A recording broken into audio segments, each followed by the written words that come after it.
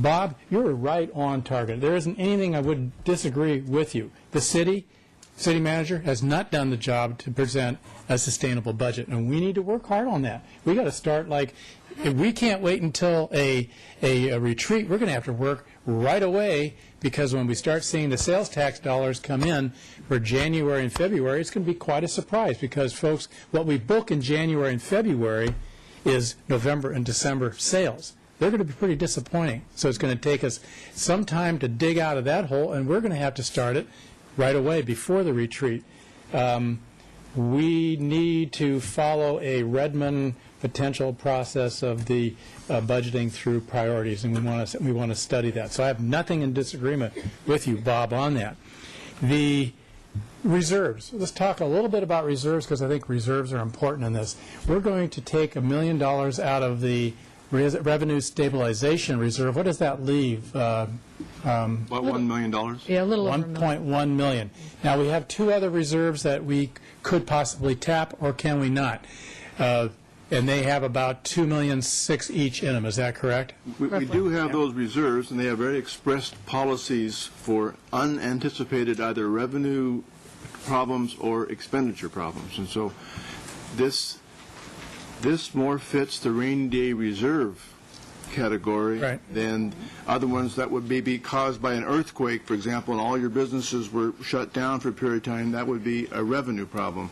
You could have expenditure problems in terms of disasters, and you need to respond quickly. That's what I believe those reserves were set aside for, as opposed to the revenue stabilization reserve. So about $1.1 million left into the stabilization. That's really thin. We will blow through that, as well as we'll probably be trying to figure out how to get the money out of those other reserves to protect this city in the spring of this coming year. The forecast was really quite dire. It was far worse for the 2009 period, and eventually maybe coming out in 2010. The city, we hear from the business community, is really well-liked for the amenities. Those people that are hiring into Kirkland, they're very, very protective of the cool aspect of Kirkland. It's a great place to be. But when you think of one of those aspects was what our waterfront looks like, and some very wise council members and city managers of the past made the decision to protect our waterfront, just as an example here of one of the other things we can't touch. That took a lot of land off of the tax rolls. That took a lot of land from maybe generating sales tax. And so we made a tacit decision because we thought it was in the best interest of the public. And it was. But on the other hand, we're scrambling because, like other cities, we don't have that property value and the ability to use it. So we have that against us. You have the fact that the two main revenue sources do not provide any longer. And you have a fact that we do not have enough reserves to withstand a long-term downturn. And a lot of this has to do with some of the actions that we're taking tonight and some of the other resolutions. So we may come back to this. So I will support it. I think it is a change in revenue posture in this town and other towns that have a similar tax, that we need to make sure that we change the revenue posture in this town to a more predictable ongoing tax for ongoing services. Joan. Just concluding, because I know this has been a big discussion, I would like to thank the city manager especially and our finance people for working on the budget and taking the direction that this council, gave them. They did what we told them to do. We wanted a balanced budget. We wanted it balanced by using business tax, by reductions, with reserves, and we came back with a budget that was reserved. And I would just remind council that we bear some responsibility for this, because when times were good, when the best times were good, and we had money rolling in, we couldn't discuss raising taxes.